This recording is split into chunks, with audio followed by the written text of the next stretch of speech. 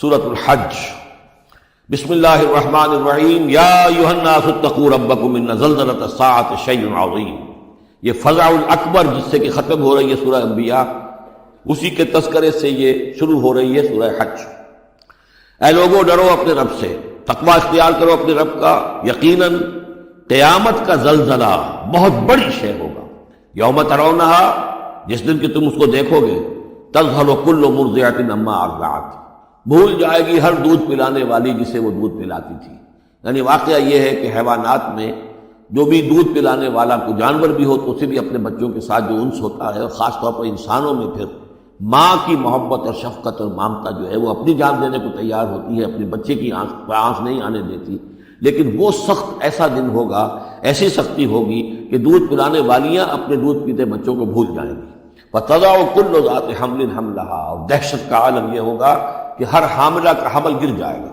وَتَرَى النَّاسَ سُكَارَىٰ، اور تم دیکھو گے لوگوں کو کہ جیسے نشے میں ہیں، اس طرح کی کیفیت ان پر طاری ہوگی، ایسے بے سدھ سے نظر آئیں گے جیسے کہ گویا کہ نشے میں، وَمَا هُم بِسُكَارَىٰ، حالانکہ وہ کسی نشے میں نہیں ہے، وَلَٰكِنَّ عَذَابَ اللَّهِ شَدِيدٌ، بلکہ اللہ کا عذاب بہت سخت ہے، اللہ کی طرف سے بڑی سخت یہ گھڑی آنے والی ہے جس سے کہ اللہ تعالیٰ اپنے مومن صادق بندوں کو بچا لے گا، جس کی صراحت ہے حدیث کے اندر۔ وَمِنَ النَّاسِ مَن يُجَادِلُ فِي اللَّهِ بِغَيْرِ عِلْمٍ، لوگوں میں سے ایسے بھی ہیں جو اللہ کے بارے میں جھگڑتے ہیں، اللہ کی آیات کے بارے میں جھگڑتے ہیں، قرآن مجید کے احکام کے بارے میں جھگڑتے ہیں، جبکہ حال یہ ہے بغیر علم، نہ ان کے پاس کوئی علم ہے۔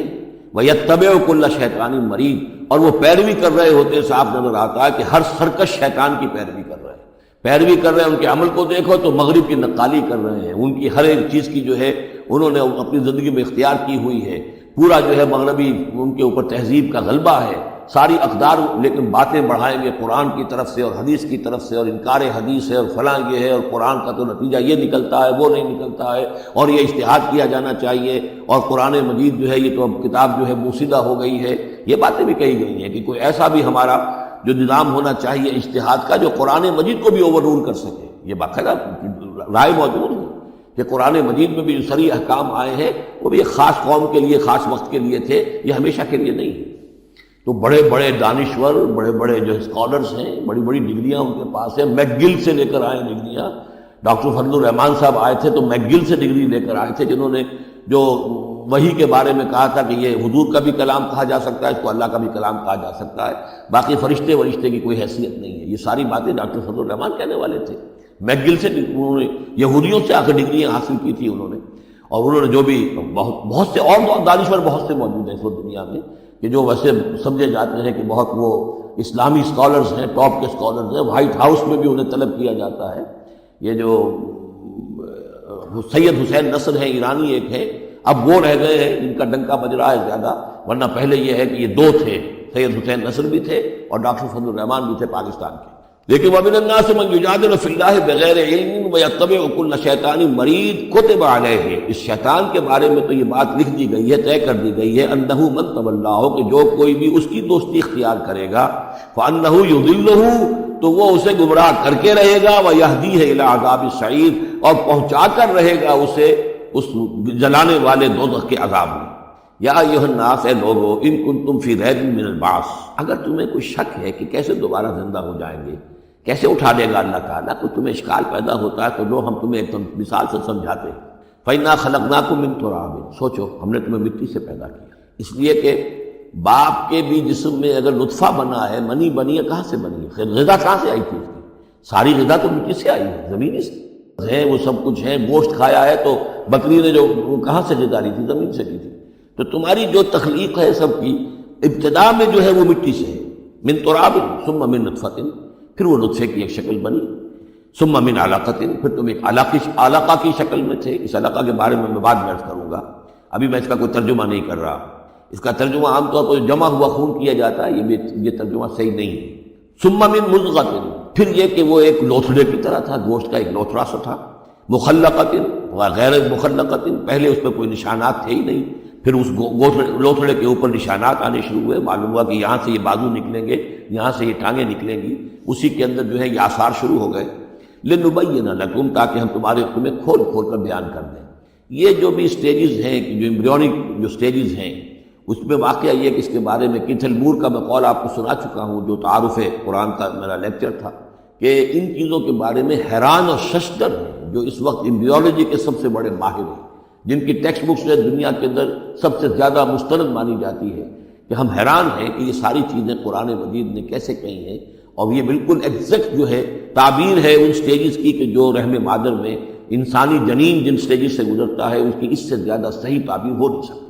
وَنُقِرُّ فِي الْأَرْحَامِ مَا نَشَاءُ، یہی مضمون چونکہ دوبارہ پھر آئے گا سورہ مومنون کے پہلے رکوع میں، تو میں وہاں اس کے بارے میں تفصیل سے کروں گا۔ اور ہم ٹھہرائے رکھتے ہیں رحموں میں جو ہم چاہتے ہیں، یعنی رحم کے اندر رحم مادر میں وہ حمل رہتا ہے، اب وہ حمل بیٹے کا ہوا ہے، بیٹی کا ہوا ہے، یا بیٹا یا بیٹی وہ ذہین ہے، فتین ہے، خوبصورت ہے، کیسی ہے، صحیح ہے، سالم ہے، وہ ہمارا فیصلہ ہے۔ نُقِرُّ فِي الْأَرْحَامِ مَا نَشَاءُ إِلَىٰ أَجَلٍ مُّسَمًّى، ہم ٹھہرائے رکھتے ہیں رحموں میں جو ہم چاہتے ہیں ایک وقت معین تک، ثُمَّ نُخْرِجُكُمْ طِفْلًا، پھر ہم تمہیں نکالتے ہیں اور تم چھوٹے سے بچے ہوتے ہو،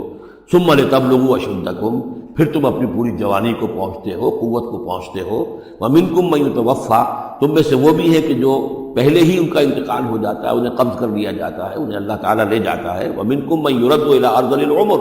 اور تم میں سے ایسے بھی ہوتے ہیں جو بڑی ہی نکمی ضعیفی کی عمر کو پہنچ جاتے ہیں، لِكَيْ لَا يَعْلَمَ مِن بَعْدِ عِلْمٍ شَيْئًا، کہ پھر وہ نہ جانے سب کچھ جاننے کے باوجود کچھ بھی۔ بڑھاپا آتا ہے تو ایسا آتا ہے، ڈیمنشیا بھی ہو جاتا ہے، ساری ذہنی صلاحیتیں ختم ہو جاتی ہیں، یادداشت ضائع ہو جاتی ہے، پھر بچپن کی عادتیں عود کر آتی ہیں، لِكَيْ لَا يَعْلَمَ مِن بَعْدِ عِلْمٍ شَيْئًا، پھر یہ صورت بھی ہو جاتی ہے۔ یہ ارذل العمر ہے جس سے کہ حضور صلی اللہ علیہ وسلم نے اللہ کی پناہ مانگی ہے کہ اللہ اس سے پہلے اٹھا لے، اس سے پہلے کہ انسان اس کیفیت میں آ جائے کہ جس کا نقشہ یہاں کھینچا جا رہا ہے، لِكَيْ لَا يَعْلَمَ مِن بَعْدِ عِلْمٍ شَيْئًا۔ بڑا سقراط تھا، بقراط تھا، کچھ تھا، لیکن اب کیا ہو گیا ہے اس کو دیکھیے۔ وَمِنْكُمْ مَن يُرَدُّ إِلَىٰ أَرْذَلِ الْعُمُرِ، ان کے لیے دعا کر لیجیے، اللہم اغفر لہ وارحمہ وادخلہ فی رحمتک وحاسبہ حسابا یسیرا۔ ان سے ایک بہت بڑی خطا ہوئی ہے، رجم کی سزا کے بارے میں میں سورہ نور میں عرض کروں گا، لیکن اللہ تعالیٰ تمام خطاؤں کو معاف فرمانے والا ہے۔ اللہم اغفر لہ وارحمہ وادخلہ فی رحمتک وحاسبہ حسابا یسیرا۔ اللہم نور مرقدہ واکرم منزلہ والحقہ بعبادک الصالحین، آمین یا رب العالمین۔ وَمِنْكُمْ مَن يُتَوَفَّىٰ وَمِنْكُمْ مَن يُرَدُّ إِلَىٰ أَرْذَلِ الْعُمُرِ لِكَيْ لَا يَعْلَمَ مِن بَعْدِ عِلْمٍ شَيْئًا وَتَرَى الْأَرْضَ۔ اب ایک تو نقشہ کھینچا انسانی زندگی کا، اس آپ مٹی سے چل کر تم کہاں سے کہاں پہنچ گئے، پھر فوت ہو کے پھر مٹی بن جاتے ہو۔ یہ جس کی یہ قدرت ہے، جس کی یہ خلاقی ہے، جو اس سارے نظام کو لے کر چل رہا ہے، تمہیں اس کے بارے میں کوئی شک ہے؟ اس کی قدرت کے بارے میں کوئی تمہیں یہ شبہ وارد ہو سکتا ہے کہ وہ دوبارہ پیدا نہیں کر سکتا؟ اچھا ایک اور مثال لے لو، وَتَرَى الْأَرْضَ حَامِدَةً، تم دیکھتے ہو زمین کو کہ پڑی ہوئی ہے، بے آب ہو گیا، خشک اور ویران، کئی زندگی کے آثار نہیں۔ فَإِذَا أَنزَلْنَا عَلَيْهَا الْمَاءَ اهْتَزَّتْ وَرَبَتْ، پھر جب ہم اس پر پانی برساتے ہیں تو وہ تازہ ہو جاتی ہے، اہتزاز، اور وہ اس میں جنبش ہو جاتی ہے، اہتزت۔ یہتزو جو آیا یہ لفظ پہلے ہم پڑھ چکے ہیں کہ جب حضرت موسیٰ کا عصا زمین پر انہوں نے رکھا تو وہ تو اب ہلنے لگا، حرکت کرنے لگا جیسے کہ سانپ حرکت کرتا ہے، تو زمین میں بھی حرکت پیدا ہو جاتی ہے، اس لیے کہ اب جو کونپلیں نکل رہی ہیں وہ حرکت کر رہی ہیں، وہ ادھر ادھر جو ہے، پہلے زمین پڑی ہوئی تھی ساکن، صامت، ساکن، بے آب ہو گیا، خشک، لیکن اس کے بعد اہتزت، اس کے اندر ایک حرکت پیدا ہوتی ہے، وہ ربت، وہ ابھرتی ہے، گویا کہ جیسے وہ گھاس یا سبزہ اوپر اٹھ رہا ہے، اور جیسے کہ فصل گویا کہ زمین اٹھ رہی ہے، وہ اٹھتی ہے، ابھرتی ہے۔ وَأَنبَتَتْ مِن كُلِّ زَوْجٍ بَهِيجٍ، اور ہر طرح کی قسم کی تر و تازہ چیزیں جو ہے وہ اگا دیتی ہے زمین۔ تو ذرا سوچو، زمین مردہ تھی، اللہ نے زندہ کر دیا۔ تمہارا اپنا معاملہ یہ ہے کہ مٹی سے لے کر اور تمہارے ایک انسان پورے بننے تک، یہ تمہارا، پھر ایسے شک کرتے ہو؟ تمہیں اللہ تعالیٰ کی قدرت میں جو کوئی شک نہیں ہونا چاہیے۔ یہ تمہاری زندگی کا سائیکل چل رہا ہے اور یہ نباتاتی سائیکل چل رہا ہے ساتھ کے ساتھ، یہ چند مہینے کا ہوتا ہے، یہ تمہارا جو ہے یہ 60 70 80 برس کا ہے، اس کے علاوہ تو کوئی فرق نہیں۔ ذالک بأن اللہ هو الحق، یہ اس لیے ہے کہ اللہ تعالیٰ الحق ہے، اس کے حق ہونے میں، برحق ہونے میں کسی شک و شبے کی گنجائش نہیں۔ وَأَنَّهُ يُحْيِي الْمَوْتَىٰ، اور یہ کہ وہ مردہ کو زندہ کرتا ہے، مردہ کو زندہ کرے گا۔ زمین تمہارے سامنے مردہ پڑی ہوتی ہے اور زندہ ہو جاتی ہے۔ وَأَنَّهُ عَلَىٰ كُلِّ شَيْءٍ قَدِيرٌ، اور یہ کہ وہ تو ہر چیز پر قادر ہے۔ وَأَنَّ السَّاعَةَ آتِيَةٌ، اور یہ کہ قیامت آ کر رہنی ہے، لَا رَيْبَ فِيهَا، اس میں کسی شک و شبے کی گنجائش نہیں۔ وَأَنَّ اللَّهَ يَبْعَثُ مَن فِي الْقُبُورِ، اور یقیناً اللہ تعالیٰ اٹھائے گا ان کو جو قبروں کے اندر ہے، بعث بعد الموت ہو کر رہے گا۔ وَمِنَ النَّاسِ مَن يُجَادِلُ فِي اللَّهِ بِغَيْرِ عِلْمٍ وَلَا هُدًى وَلَا كِتَابٍ مُنِيرٍ، اور لوگوں میں سے کچھ ایسے بھی ہیں جو اللہ کے بارے میں، اللہ کی باتوں کے بارے میں، اللہ کی صفات کے بارے میں، ذات خداوندی کے بارے میں جھگڑتے ہیں، بحثیں کرتے ہیں، نزاع کرتے ہیں، نہ ان کے پاس علم